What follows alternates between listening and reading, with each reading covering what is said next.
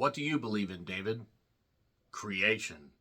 Alien Covenant, or as I like to call it, Alien Mike Covenant, I can't help it, I have to make that goddamn joke, came out all the way back in 2017, and is a continuation of Ridley Scott's trilogy where he was going to explain the origins of the Xenomorphs and what happened before Alien in 1979 came to be. Kind of, but not really. In all honesty, Ridley Scott, I think, got so far up his own goddamn ass, like with Prometheus, even though that was well shot and had the gorgeous Charlize Theron and the equally gorgeous Noomi Rapace and other people in it. At least it was well shot and had some great, ideas. Prometheus wasn't particularly good. It was kind of light on action, and then even when it tried to do the stuff with the Xenomorphs, it really didn't land, except with a resounding thud. So then 5 years later, he decided to do this, Alien Covenant, that is about another ship with another crew that has a bunch of people that are trying to recolonize a planet or colonize a planet and revamp the human race, and things go horribly wrong when they're diverted to a particular planet. Gee, I wonder what's actually going to happen in something called Alien Covenant. Maybe it'll just be rosy and everything will be cheerful and nothing bad will happen. Well, when the crew is full of monumentally stupid characters, naturally, things go absolutely 1000% south. So, yeah, if you can't tell how I felt about this particular movie, I pretty much fucking hated it. I'll be perfectly honest, after Aliens in 1986, you had Alien 3 that was just filled to the brim with a whole bunch of studio interference, and David Fincher's career was nearly ended. I did retro reviews of all the Alien movies before this, and Alien Resurrection at least had some entertainment. It wasn't particularly good, but at least it tried to have a little bit of humor mixed with some nice action and a few throwbacks, even if it was a little bit comedic, but not as funny as I thought it was, and wasn't nearly as serious as it tried to be. It was a fine balance, but it was a weird late 90s Alien movie. And it went on ice for a while. We did have Alien vs. Predator and Alien vs. Predator Requiem for a... And now we go all the way to this. And then Alien Romulus, or Ramulus as I call it, is going to be coming out in just a little bit. So this is the final stop. And they should have stopped. In all honesty, Ridley Scott trying to expand the Alien universe, in doing so, while having some good ideas and trying to explain origins, add a preponderance of backstory and exposition, somehow managed to make the events of the first two movies not mean as much as they do if you watch all this stuff. Like, if you try to watch Prometheus and then this, and then watch Alien, and then watch Aliens, and then watch Alien 3, if you try to watch it in order, you're not necessarily going to be confused. You're just going to maybe have a little bit more appreciation when you just have less questions answered. Because once they try to expand on this, it just doesn't fucking work. And also, the twist can be seen coming from about 10 miles away. And this will be a spoiler-filled review in case you have not seen this. This has been out for several years. So it was written by Dante Harper, but it is not divine nor a comedy. And he's been the production manager on numerous projects. And then also John Logan. How's the run going? Well, he did The Aviator, The Way of the Future, Rango, and Skyfall. You'll see the Skyfall. The story was done by Michael Green, who did Logan. How's the run going? Again, had to say it, Blade Runner 2049. They had a giant version of Ana de Armas at one point. Who wouldn't want Ana de Armas spread all over them? Nevertheless, she wasn't in this. You have Jack Palgan, or Paglin, whatever, doesn't matter. He did Transcendence, so I don't really care about getting his name right. This has a pretty loaded cast, in all honesty. Michael Fassbender returns once again as David, at least in the beginning of the movie, and then we see another version of him named Walter. And then we have Daniels, played by Catherine Watterson, who's actually a pretty good actress, and they try to have her pretty much be the Ripley of this whole thing, right down to the goddamn haircut. It's just a shame because Catherine is a very good actress, but she was going to be compared unfavorably to Sigourney Weaver. Still would, just going to say. And that wasn't going to help her character at all. Billy Crudup, whatever happened to him? I mean, besides being in this, it seemed like he was destined for superstardom, and then he just faded away.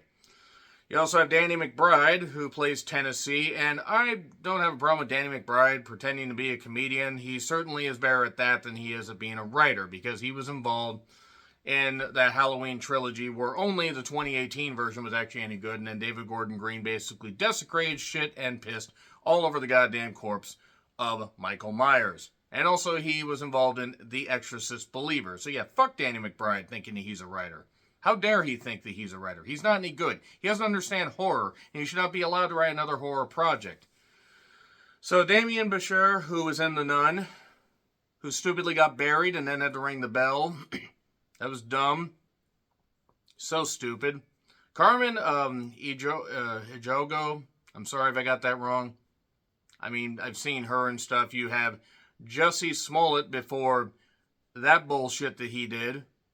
That's going to make it harder for people with legit hate crime issues to come forward and actually be believed.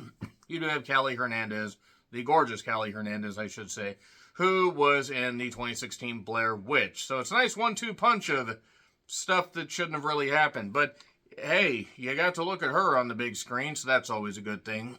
Amy Seimetz, and then you have Lorelei King, possibly the grandmother of Joey King.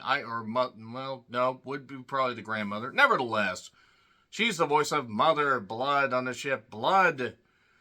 So yeah, crew goes down to a particular planet and gets besieged by a pathogen that creates aliens, and also aliens are already on the planet, and we see how things came to be. $97 million budget, down significantly from Prometheus. Probably smart, since Prometheus did make $403 million worldwide, but they cost $130 million to make. So chop a little bit off the budget, you're guaranteed to have a bit more of a profit. So $36.1 million opening, not bad. And then it ended up with $74.2 million for the U.S. and Canada gross. That's not so good. That means it just doubled its opening weekend by the time it finished up. And this was well before things got jammed out on streaming after just a few weeks. And then $240.8 million worldwide. So yes, it probably turned a profit, but it was almost a guarantee that Ridley Scott wasn't going to be able to complete his original trilogy. Oh no. He basically George Lucas this whole damn thing. Because, again, in trying to add more stuff to the backstory, it just didn't work. So let's just talk about some moments on this. I'm not going to get into too many details of the particular plot, but we see flashbacks of Guy Pearce, a.k.a. Waylon, with gray hair. And I know Guy Pearce is getting up there in age, but he's not that old. But makeup and whatever. So him and David are talking. They talk about the Road to Valhalla, the name of the particular, the variation of the, composition. And you created me, but who created you? Oh, maybe we'll find that out at some point. Har, har. So, much like Prometheus, at least there are some decent shots at first. There are some sweeping landscapes, but everything feels a lot more hollow than Prometheus, which is saying something, because Prometheus, again, not that particularly good. There's a solar flare that basically wrecks the path of this ship. They're making repairs. A crew goes down to investigate this particular planet. They realize there's fields of wheat. And they're trying to basically solve this mystery before they're all history. Alien Mike Covenant Tales, woohoo. None of these things make sense to them, because they're like, how in the world would there be all this, foliage and this breathable air and all this stuff? Like, what's going on? So they get a message to go down to the planet John Denver's Rocky Mountain High. What the hell is actually happening here? They either have, basically 3 weeks to go to this planet, or 7 years and 4 months to go to Orage 6, I think is the name of it. And basically just before going to the planet, Billy Crudup's character, Orem, says, I'm not free climbing here. I need ropes, and I'm using ropes. That worked out for David Carradine until it didn't. And this movie should have been roped right into the goddamn street and through the street. Ridley Scott needs to pay for his crimes. And Ridley Scott is a terrific director. I mean, you got Gladiator 2 coming out.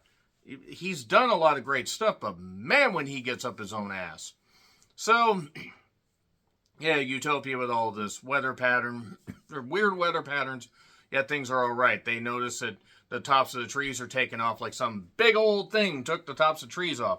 And right at the end of the first movie, well, Prometheus, that is, of this trilogy, Elizabeth Shaw takes off and, basically ends up crashing on this planet. That's what basically ends up happening. Hey, gang, let's split up. This always works out well in these movies. So there's alien spores all around. They're activated by Ledward, I think is his name. Cigarette smoke, it gets in his ear, it starts to infect him, and then it busts out his back when he gets back to the damn ship. There's a character named Ferris, who, bless her, bless that character. The actress, that's Amy, that's who that is. I had to refer to my notes because I actually forgot half the actors here. I kept focusing on Callie Hernandez because she still looks so good. But Ferris at first was like, okay, bring them back, it's all right, it's totally fine. And then things go absolutely tits up. This guy Ledward basically has an alien bust out his back, and then this CGI is terrible. I don't know how much effort they put into this or how much time they had to put into this, but more would have definitely helped. This was some rotten CGI. I know Prometheus had a bigger budget, and I've seen movies with less of a budget that have done better CGI than this.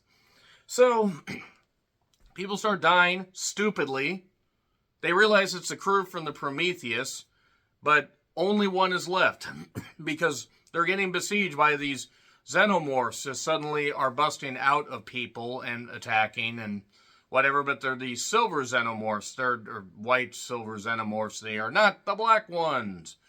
That sounded far less, bad in my head, but let's just roll with it. So more xenomorphs are attacking him in the fields of wheat at dark, and whatever, it's all great. It's just great. Everybody's dying, and then suddenly somebody launches a giant bright solar flare thing into the goddamn sky. Scares the xenomorphs off. It's David. David basically has long hair. He's been there for a while. Elizabeth Shaw repaired him. She died in the crash, except she didn't die in the crash. It turns out that David is hiding a lot more secrets because David has been on this planet for quite a while. We got exposition dumps, basically all this stuff with the virus. It attacks any, living organism. It can't basically get into androids. It can, but it can't exist and grow because androids are not actual people. Then there is a point where Walter and David have an interaction. And there are lines, and I've committed these to memory, but I wrote them down just to be safe. But they're he's showing how to play a flute. He's like, watch me, I'll do the fingering. This is actual dialogue in this movie. And then he plays it, and he says, watch, now put your fingers where mine were. And then more fingering of the flutes and everything. And I don't care how you guys get down, but seriously, how can I take a movie seriously with this kind of stuff? So, flashbacks of the bald people. They arrive on this planet, by the way, and these bald people are still alive. And then David releases this pathogen and kills them. That's why there's this giant killing field and all these bald people are dead. And it turns out that David basically has been doing his own experimentation. People keep dying because this crew is really monumentally stupid. David has done his experimentation in the decades since. His idea was to basically figure out and do his own genetic engineering. And he did do that. And suddenly we go through this curtain and there's pods. There's these eggs with the face huggers in them. So David did it. Damn it, I knew that AI was eventually going to do something wrong. And that's it. And then Billy Crudup's character just leans over the goddamn egg. And I know that they haven't seen this shit yet, but viewers of these particular movies are like, you idiot, what the fuck are you doing? It's not even like, you idiot, we want to see you survive. Like, no, you're just a fucking idiot. It's lazy writing. And then he dies. Other people die too. It doesn't really, none of these characters are distinct. There's some pretty women in the cast, I'll say that much. But he also experimented on Shaw. And he won't let the humans live because they can't live again. He wants to make sure that the humans die horribly. Because sure, everybody eventually just, phases out, and he wants to create a new life with xenomorphs and hookers. In fact, just forget the androids.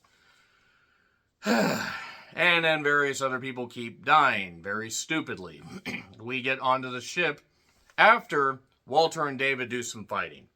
Walter had lost his hand while trying to save Daniels. That's Catherine's character. So, him and David end up fighting, and it seems like David has survived. Except David didn't survive, because Walter made sure to make it look like David has survived, but he was actually David. That's not really surprising, but the Xenomorph gets on the ship. They do really bad green screen effects and CGI and stuff like that, where Catherine is doing her best Ripley impression, and eventually the Xenomorph is sent out down to the goddamn, depths. And that's it. Great. They're going to go to cryo sleep. And she had mentioned earlier to Walter, and they had interacted about building a log cabin, and he had said about that. And she said, well, you helped me build the log cabin. And he paused because David didn't know that. And turned out, oh no, it's David. And she freezes, and everything's good. Because David is going to make sure that everything survives, including the alien embryos that he snuck on board. Alien Covenant was terrible. I mean, it was just terrible because it was just a retread of so many other things. It just wasn't good. It wasn't good. Why was this movie so bad? Ridley Scott phoned the shit in, or just really, really bad writing, or nobody gave a shit. So yeah, Alien Covenant, really, really shitty. So agree, disagree, what I said, like, share, subscribe, Twitter handle in the description. I'm John Rithlin. I'll see you soon.